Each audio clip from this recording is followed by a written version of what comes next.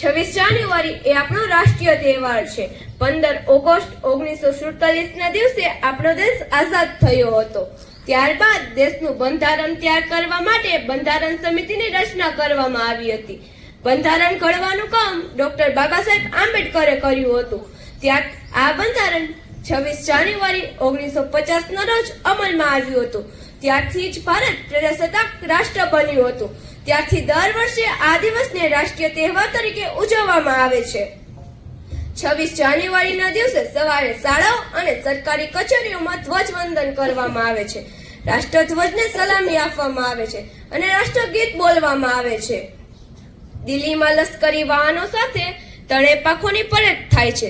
જુદા જુદા રાજ્યોનો વિકાસ તેમજ સાંસ્કૃતિક ઝાંખીઓ બતાવવામાં આવે છે। રાષ્ટ્રપતિ તે પરેડની સલામી ઝીલે છે। રેડિયો અને ટીવી પર દેશભક્તિના ગીતો અને કાર્યક્રમો રજૂ કરવામાં આવે છે। શાળાઓ અને સોસાયટીઓમાં સાંસ્કૃતિક કાર્યક્રમો યોજાય છે। કેટલાક લોકો પોતાના મકાનોને રોશની કરે છે। પ્રજાસત્તાક દિન એ રાષ્ટ્રીય ભાવનાની પ્રેરણા આપતો તહેવાર છે। अटल बिहारी वाजपेयी ने शायद कहा है, भारत कोई भूमि का टुकड़ा नहीं है, जीता जागता राष्ट्र पुरुष है। अटल जी ने कहा है, ये वंदन की धरती है, अभिनंदन की धरती है, ये अर्पण की भूमि है, ये तर्पण की भूमि है। इसकी नदी नदी हमारे लिए गंगा है, इसका कंकड़ कंकड़ हमारे लिए शंकर है।